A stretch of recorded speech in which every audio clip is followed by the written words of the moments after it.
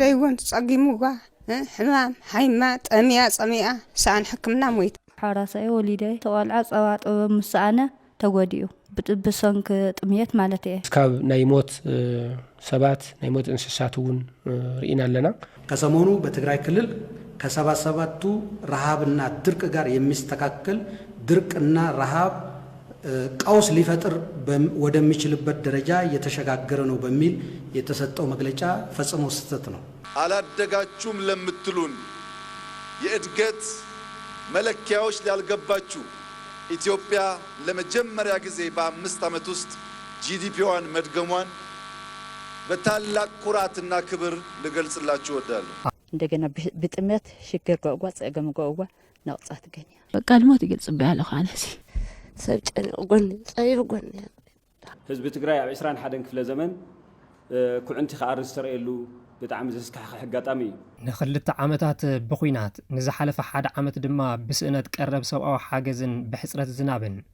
ምሕር ጥሜት አጋጢምዎ ዘሎ ህዝቢ ትግራይ ብሰላሕታ ዝጸንተሉ እዋን ኮይኑሎ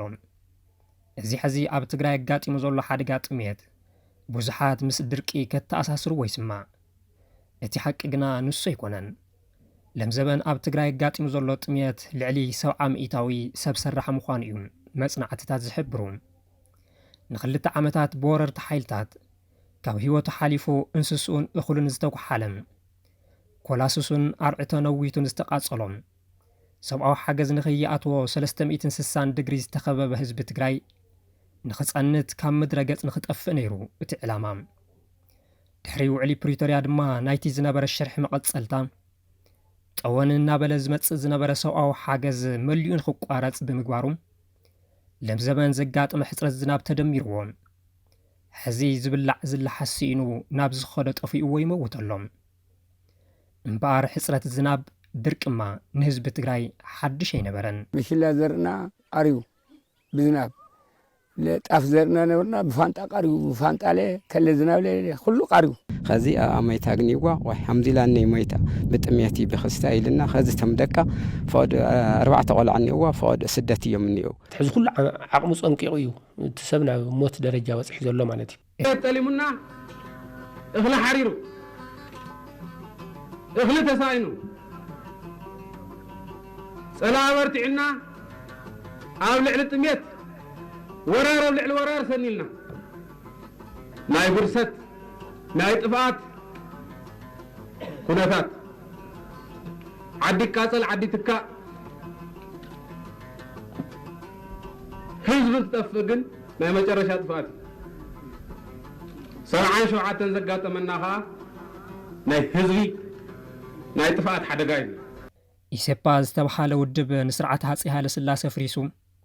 ስልጣን ዝሓዘሉ 10 ዓመት ዘኽብረሉ እዋን እዩ በዚ እውን 1976 ዓመተ ምህረት ዝጀመረ በዓል ክሳብ 2 መስከረም 1977 ዓመተ ምህረት ብወተሃደራዊ ሰልፍታትን ፈኸራታትን ዘኽበረሉ ዝነበረ ዓመት እዩ ስለዝኾነ ድማ ደርጊ ምስሉ ኣብ ቅድሚ ማሕበረሰብ ዓለም ከይባላሸዎ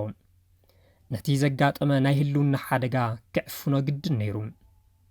በዚ እውን ኣብቲ እዋን ናይቲ ስርዓት ቀንዲ መገልገልን ባንዳን ዝነበረ ድሓር እውን ኣብ ደብዳብ ሓውዜን ዝለዓል ኢድ ዝነበሮ ለገሰ ኣስፋው በታ ልሳን እቲ ስርዓት ዝነበረት ብሕታዊ ቴሌቪዥን ኢትዮጵያ ተወጢሙ ኣብ ድማ ለገሰትሉ ተለኣኽነት ኣብይ ኣሕመድ ንምርጋጽ ነቲ ኣብ ኢትዮጵያ ብቆንዲ ድማ ኣብ ትግራይ ጋጢሙ ዘሎ ዝኸፍአ ጥሜትን ሞትን ኣብ አደባባይ ክሒድዎሎም በየትኛው የሀገሪቱ አካባቢ በምግብ እጥረት በድርቅ ምክንያት በህብረተሰቡ ላይ ጉዳት ደርሶ ወደ ረሃብ ተቀይሮ ሰዎች ህይወታቸውን አጥተዋል የሚል ግምገማ የለው ለገሰትሉ 10 ታሕሳስ 2016 ዓመተ ምህረት ኣብ ዝሃቦ መግለጺ ኣብ ትግራይ ሓዊሱ ኣብ ኢትዮጵያ ጥሜት ከም ዘይጋጠመ ይሕብር ኣብ ክልል ኣምሓራ 8 ዞባታት ኣብ ክልል ትግራይ 4 ዞባታት ኣብ ክልል ዓፋር 3 ዞባታት ከምኡውን ኣብ ካልኦት ከባቢታት ሓዊሱ 3.8 ሚልዮን ዜጋታት ኣብ ዝሕዚ እዋን ሓደጋ ድርቂ ከም ዘጋጠሙን ዝገለጸ ሚኒስትር ግልጋሎት ኮሙኒኬሽን ኢትዮጵያ ለገሰትሉ እዚ ድርቂ ግና ናብ ጥሜት ተቐይሩ ዝሞተ ሰብ ምህላው መንግስቲ ፌደራል ከም ዘይፈልጥ ገሊጹ ኣብ ዝኾነ ከባቢ ዝሃገር ድርቂ ናብ ጥሜት ተቐይሩ ኣብ ልዕሊ ሕብረተሰብ ጉድኣት በፂሑ ሰባት ህይወቶም ስኢኖም ዝብል ገምጋም መንግስቲ የብሉን ክብል እውን ነቲ ኣብ ኢትዮጵያ ዘሎ ጭቡጥ ኩነታት ክሒድዎ እዩ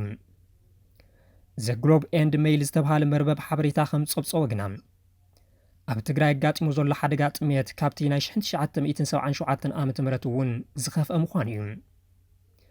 ኣብዚ ሕዚ እዋን ብፍላይ ኣብ ትግራይ ብምኽንያት ጥሜት ኣሽሓት ምማቶም ዓለም ለኸ ሚድያታት እናፀብፀብኦ ኣብ ዘለሉ እዋን እዩ እምበር መንግስቲ ፌደራል ንፖለቲካ ሃልክ ክብል ነቲ ሓቂ ክሒድዎ ዘሎ 77 ተለ ኮይና ብሱር የረእኹይ ከምና ለሙልበል የረእኹይ ወረ 77 ለሰዳኒ ክየድ ነይሩ ይሄ በሁሉም አካባቢ በአማራ ክልል ጨምሮ በትግራይ ክልል ጨምሮ ይሄ የተረጋገጠ ጉዳይ ነው ክሳብ ሕዚ ብዘሎ ኩነታት ኣብ ኣምሓራ ኮነ ኣብ ትግራይ ብምኽንያት ድርቂ ህይወቱ ዝሓለፈ ሰብ ብመንግስቲ ዝፍለጥ የለን ክብል ነቲ ሙሉእ ብሙሉእ ከጽንቶ ተበጊሱ ዘይተሰኻዓሉ ህዝቢ ትግራይ መንግስቲ ፌደራል ከም ዘይፈልጦ ደጊሙ ኣረጋጊጹ እዩ ካብዚ ብምጋስ ድማ ነቲ ብግዝያዊ ምምሕዳር ትግራይ ንማሕበረሰብ ዓለም ዝጽውዕ ዝተውሃበ መግለጺ ተቃዊሙ ኣሎ መንግስቲ ፌደራል ከሰሞኑ በትግራይ ክልል ከ77ቱ ረሃብና ድርቅ ጋር የሚስተካከል ድርቅና ረሃብ ቀውስ ሊፈጥር ወደሚችልበት ደረጃ የተሸጋገረ ነው በሚል የተሰጠው መግለጫ ፈጽሞ ስህተት ነው ኣብዚ ሰሙን ኣብ ክልል ትግራይ ምስ ናይ 77 ድርቅን ጥሜትን ዝስተኻኸለ ሓደጋ አንጸላልየሎ ተባሂሉ ዝተውሃበ መግለጺ ፍጹም ጌጋ እዩ ፈለማ ከምዚ ዓይነት ቅልውላውን ተጋጥም ክእውጅ ዝግብኦ ቤት ምኽሪ ኣመራርሓ ሓደጋ ስግኣት ፌደራል እዩ እዚ ዓለም ለኸ ረቑሓታት ማእኸል ብምግባር ተገንጊሙ ዝውሰን እምበር ፖለቲካውን ሰብኣውን ብምትሓዝ ዝውሰን ኣይኮነን እቲ ቤት ምኽሪ ኣብ ክልል ትግራይ ኣብ 4 ዞባታት ድርቂ ከም ዘጋጠመ ዋላ እንተረጋገጸም ምስ ናይ 77 ድርቅን ጥሜትን ዝስተኻኸል ዝብል መረጋገጺ ኣየውፀን ይብል ለገሰትሉ መንግስቲ ፌደራል ሰብኣዊ ቅልውላው ብዓለም ለኸ መልክዕታት እምበር ስቑልካ ብሰብኣውነት ኣይውሰንን ክብል እውን ገሊጹ ኣሎ ሰብኣዊ ሓገዝ ከልኪሉ ብኣሽሓት ህዝቢ ትግራይ እናሃለቐ መንግስቲ ፌደራል ግና ፕሮፓጋንዳ ኢሉዎ ኣሎ ነቲ ብግዝያዊ ምምሕዳር ዝተውሃበ መግለጺ እታ ብሰንኪ ንኣስታት 2 ዓመታት ዝቐጸለ ኩናት ምሒር ዝተሃስየት ትግራይ ምስቲ ኣብ 1977 ዓመተ ምህረት ኣጋጢሙ ዝነበረ ዝዳረግ ሞትን ጥሜትን አንጸላልይዋ ከም ዘሎ ፕሬዝደንት ጊዜያዊ ምምሕዳር ትግራይ ጌታቸው ረዳ ንመንግስቲ ፌደራልን ንማሕበረሰብ ዓለምን ኣብ ዝጽውዕ ጽሑፉ ኣስሚሩሉ እዩ በዚ እውን 91 ሚእታዊ ህዝቢ ትግራይ ሓደጋ ሞትን ጥሜትን አንጸላልይዎ ከም ዘሎ ኣብቲ መግለጺ ተረቂሑ እዩ ሚልዮናት ህዝቢ ትግራይ ኣብ ኣፍ ድገሞት ከም ዘሎ ዝሓበረት መግለጺ ጥሜት ሱቕ ዝበለ ቀታሊ እዩ እቲ ሓደጋ ግዜ ዘይስዕሮ ህዝቢ በብመዓልቱ ብጥሜት ይመውት ስለ ዘሎ መንግስቲ ኢትዮጵያን ማሕበረሰብ ዓለምን ህይወት ሰባት ንኸድሕኑ እቲ መግለጺ ጻውዒት ኣቕሪቡ እዩ ኣብ ትግራይ ኣጋጢሙ ዘሎ ሓደጋ ጥሜት ካብቲ ኣብ ትግራይ ግዳይ ሞት ዝኸውን ዘሎ ህዝብን ክፋል ማሕበረሰብን ንላዕሊ ዝፈልጦ ይክህሉን ነዚ ድማ ካብ ኣመራርሓ ክሳብ ውድባት ፖለቲካ ካብ መራሕቲ ሃይማኖት ክሳብ ሲቪክ ማሕበራት ብዛዕባ ክብደት እቲ ሓደጋ ዘጨንቆም ዘሎ ግዜ ዝወስድ ክኾን የብሉን ሰብ ይሃልቅ እዩ ዘሎ ሰብ ይሃልቅ ኣሎ ማይ የለን ምግቢ የለን መድሓኒት የለን ምንተዘይታ ምጽናትስ ይቕጽል ኣሎ ብኻልእ መልክዕ ሒዙ ቅድሚ ሒዙ እውን ናይ ጥዕና ቢሮ ናይ መቐለ ሪፈራል ሆስፒታል ዓይደር ናይ ትግራይ ምርምር ጥዕና ዘጽንዕዎ ጽንዓት ናብ 1329 ሰባት ብጥሜት መይቶም እዮም እዚ ሳይነሳዊ ዝኾነ ብጂፒኤስ እውን ዝተደገፈ ብሽም ዝርዝር እውን ዝተታሓዘ እዩ ስለዚ ብሰንኪ ትምግብ ጠጠም ዋሉ ክንዲ ዝኣኽሉ ሰባት ብጥሜት ይሞት ኣለዉ ሓደ ብሄራዊ ኮሚቴ ዓይነቱ ላውንች ተንገብር ብሄራዊ ኣጀንዳና ኮይኑ በብዕለቱ ንጭነቐሉ ኩሉ ዓይነት ዓቕምና ኩሉ ዓይነት ትኩረትና እውን ጌርና ንሰርሐሉ ንኽእል ናይ ኩሉ ተሳትፎም ብዘረጋግፅ መንገዲ ክንሰርሐሉ ለና ዝብል እምነት ስለ ዝሓዝና ኢና ነቲ ሓደጋ ብዝግባእ ዝተረድአ ጊዜያዊ ምምሕዳር ትግራይ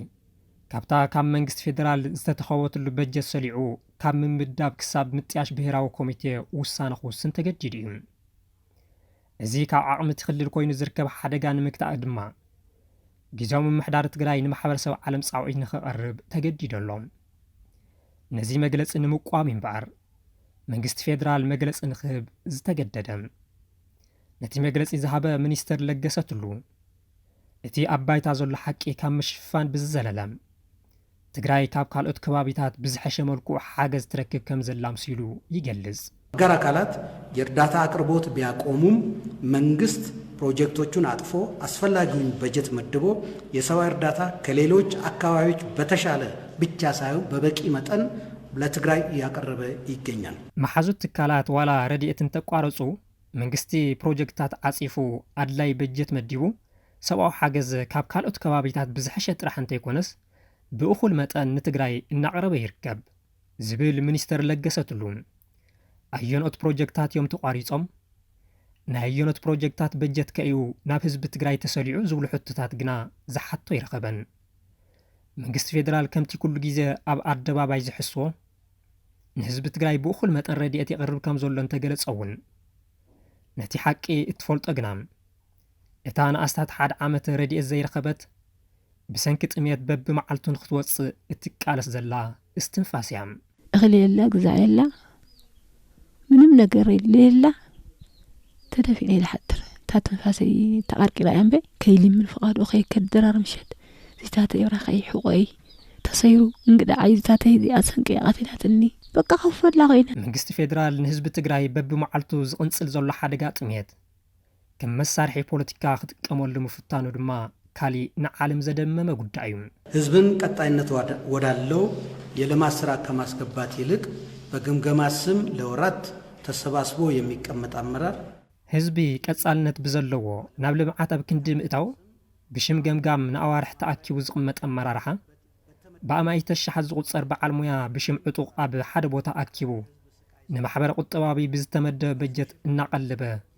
በበየናይ ሞራል እዩ ብዛዕባ ስቃይ ህዝቢ ትግራይ ከምዝራብ ዝኽእል ብጉልባብ ህዝቢ ዝግበር ዝኾነ ዓይነት ፕሮፓጋንዳ ተቐባልነት የብሉን ብምባል ንኣመራርሓ ትግራይ ንምፍረራሕ ፈቲን እዩ ሚኒስትር ለገሰትሉን በዋናነት ነቲ መግለጺ ጊዜያዊ ምምሕዳር ንምቋም ክበሃል ዝሃቦ መግለጺ ክሳብ ዝመስል መንግስቲ ፌደራል ኣብቲ መግለጺኡ ዘርአየ ቁዋም ሰራዊት ትግራይ ንማሕበረ ቁጠባ ተባሂሉ ዝለኣኽ በጀት ይቕለብ ከም ዘሎ መልእኽቲ ዝሕልፍ መርዚ ዘረባ እዩ እዚ እንታይ መረጋገፂ ኣለኩም ተባሂሉ ዝሓትት ኣካል ዘይብሉ ዝተለዓለ ሓሳብ መቐጸልታቲ ኣብ እዋን ኩናት እውን ዝቃላሕ ዝነበረ ናይ ሕሶት ፕሮፓጋንዳ እዩ ካሊእ ምዚ ዝተኣሳሰረ ዝተመሓላለፈ መልእኽቲ ትግራይ ሕዚ እውን ሰራዊት ኣለዋ ዝብል እንትኸውን መንግስቲ ፌደራል ክልተ ነንባዕሎም ዝዋቅዑ ሓሳባት የቕርብ ምህላው ግና ዝተረድኦ ይመስልን በቲ ሓደ ወገን ሰራዊት ዕጥቁ ኣፍቲሑ ናብ ንቡር መነባብርኡ ንኽኣቱ እግሪ ናይ ምትካል ስራሕቲ ናይ መንግስቲ ፌደራል ምዃኑ ኣብ ውዕሊ ፕሪቶርያ ብ10 ጻውዕቲ ዝፈረመ መንግስቲ ፌደራል ኣብዚ ሕዚ እዋን በጀት ስለ ዘይብለይ እግሪ ከትክሎም ኣይከኣልኩን ብምባል ይገልጽ بخالي وجن دما تجري بعش حد زود صار سراويت على وايبل بمسرة وعلي بريتوريا ون انتخونا سراويت تجري عدكو زفتحن نامنور هيوتو زملسن كاب سراويت مكل خال إثيوبيا وصاي زلو حيلتات كام مريت تجري لقيقا من توص مخانو كزنقع زي ولو قدعيم برحاب مكنيات يمي هيوتو يالف سو علم لو نيا ما رجعت شيء لنا زي بسرعة بلصقنا حزت راح استفاد أرك حدث يكونن ቅድም ክብልውን ኮሚሽን ኣመራርሓ ሓደጋ ስጋኣት ፌደራል ኣምባሳደር ሸፈራው ተኽለ ማርያም ኣብ ኢትዮጵያ ብድርቂ ምኽንያት ዝመውት ሰብ የለን መንግስቲ 15.2 ቢልዮን ቅርሺ መዲቡ ይሰርሐሉ እዩ ምባሉ ዝዝከር እዩ ሰዎች እንደሚያነሱት አንዳንድ ሚዲያዎች እንደሚያነሱት በእህል እጥረት ሰባትን ገለ ሚዲያታትን ከም ዝብልዎ ብሕፅረት እኽሊ ድርቂ ናብ ጥሜት ተቐይሩ ህይወት ሰብ ናብ ዘጥፈሉ ደረጃ ንምብጻሕ ናይ በዓሉ ዝኸኣለ ዝወስደ ግዜ ኣለዎ ብጥሜት እዩ ሰብ ዝመውት ዘሎ ንምባል ዝተፈለየ መጽናዕቲ እውን ይጠልብ እዩ ብምባል ኣብ ኢትዮጵያ ጥሜት ኣሎ ትብሉ ዘለኹም ኣካላት ዕረፉ ክብል ሓውስ መጠንቀቕታ ሂቡ ምንባሩ ዝዝከር እዩ መንግስቲ ፌደራል ሰብኣዊ ሓገዝን ፖለቲካን ክትሓዋወሱ ከም ዘይብሎም ጽኑዕ እምነት ከም ዘለዎ እኳ እንተገለጸ ካብኡ ንላዕሊ ንፖለቲካዊ ሃልኪ ዝጥቀመሉ ኣካል ግና ዘሎ ይመስልን መንግስቲ ፌደራል ንትግራይ ምስ መላፍንቱ ብምዃን ኣብ ዝወረረሉ እዋን ዓለም ለኸ ትካላት ገበርቲ ሰናይ ብኩለ መዳይ ንዝተዓፀወ ህዝቢ ትግራይ ሰብኣዊ ሓገዝ ከቕርባ እንትብላ ወያነ ንደርጊ ዝሰዓሮ ንሰብኣዊ መድሕን ዝቐረበ ረድኤት ንሰራዊቱ ብምቕላው እዩ ዝብል ጉጉይ ሓቲት ብምፍጣር ናብ ትግራይ ሰብኣዊ ሓገዝ በቲ ዝድለ መጠን ንኸይኣቱ ምግባሩ ዝዝከር እዩ ከምኡ እውን ቅድም ክብል ጊዜያዊ ምምሕዳር ትግራይ ኣብ ፈጻጽማ ውዕሊ ፕሪቶርያ ድሂቡ ሂብዎ ንዝነበረ መግለፂ ብምቋም ጊዜያዊ ምምሕዳር ትግራይ እናሓንከሰ ዘይፈጸሞም ተግባራት እምበር መንግስቲ ፌደራል በቲ ዝግባእ ይፍጽም እዩ ዘሎ ብምባል ምግላጹ ዝዝከር እዩ። መስራቲ ዓለም ለኸ ፋውንዴሽን ሰላም ኣሌክስ ድዋል ኣብ ባይታ ዘሎ ሓቂ ምሽፍፋን ንህዝቢ ክንዲ ፍረ ጣፍ ዝኣክል ሓሳብ ዘይብሎም ብዛዕባ ስልጣኖምን ክብሮምን ምጭናቕ ባህሪ ውልቀ መለኽቲ መራሕቲ ምዃኑ ይገልጽ። ብርግጽ እውን ጸገም እናሃለዎ የለን ህዝቢ እናሞተ ኣይሞተን እኳ ደኣስ ንምዕብል ኢና ዘለና ብምባል ምንም ከም ዘይተፈጠረ ንምምሳል ዝፍትንዎ ነገር ኣብ ብዙሓት ውልቀ መለኽቲ ዝርአ ባህሪ እዩ። ሕዚ ድማ ኣሽሓት ብጥሜት እናረገፉ ቀዳማይ ሚኒስትር ኣብይ ኣሕመድ ቢልዮናት ይፈሰሎም ኣብ ዘለዉ ማእኸላት መዘናግዒ እናተዘዋወረ ይውዕል። በቢ ኣደባባዩ ድማ ኢትዮጵያ ኣብ ጎደና ምዕባለ ከም ዘላ ምሲሉ ይዛረብ። አላደጋችሁም ለምትሉን የእድገት መለኪያዎች ላልገባችሁ ኢትዮጵያ ለመጀመሪያ ጊዜ በ5 ዓመት ውስጥ ጂዲፒዋን መድገሟን በታላቅ ኩራትና ክብር ልገልጽላችሁ እወዳለሁ። ኢትዮጵያ ኣብ ታሪኻ ንፈለማ እዋን ኣብ ውሽጢ 5 ዓመታት ኣብ ኩናትን ኮረናን ብጽዕንቶ ብዙሓት ሃገራትን እንተይተንበርከኸት ጂዲፒኣ ምዕጻፍ ክኢላ ኣላ። ኣይዓወኹምን ንእትብሉና መዐቀንታት ዕብየት ንዘይተረድአኩም ኢትዮጵያ ኣብ ውሽጢ 5 ዓመታት ንፈለማ እዋን ጂዲፒኣ ምድጋማ ብዝለዓለ ኩርዓትን ክብርን ክገልጸልኩም ፈቱ። ቀዳማይ ሚኒስትር ኣብይ ኣሕመድ ብዛዕባ ኣየነይቲ ኢትዮጵያ ይዛረብ ከም ዘሎ እቲ ዝዛረቦ ዘሎ ሓቂ እንተኾይኑ ድማ ንምንታይ ኢትዮጵያ ዓድኣ ምኽፋል ተሳኢንዋ ንምንታይ ከህዝባ ብጥሜት እናረገፈ ሱቕ ኢላ ትምልከተላ ዝብሉ ሕቶታት ገዲፍና እቲ ኣብ ባይታ ዘሎ ጭቡጥ ሓቂ ግና ኢትዮጵያ ኣብዚ ሕዚ እዋን ኣብ ከቢድ ፈተና ከም እትርከብ ግልጽ እዩ። መረዳእታ ትካል ምትሕባር ሰብኣዊ ሓገዛት ውድብ ሕቡራት መንግስታት ኦቻ ከም ዘመልክቶ ኢትዮጵያ ኣብዚ ሕዚ እዋን 88 ሚልዮን ህዝባ ተጸባይ ረድኤት ዝኾነላ 5 ሚልዮን ህዝቢ ውሽጣዊ ተመዛበልቲ ዝነበሩላ በዚ ድማ ካብ ዓለም ብመሪሕነት ዝተሰርዐት ብድርቂ ብሓደጋዊ ሕጅን ሕድሕድ ኩናትን እትሕመስ ዘላን ኣሽሓት ዜጋታት ዝሞቱላን ሃገር እያ ኢልዋ ኣሎ።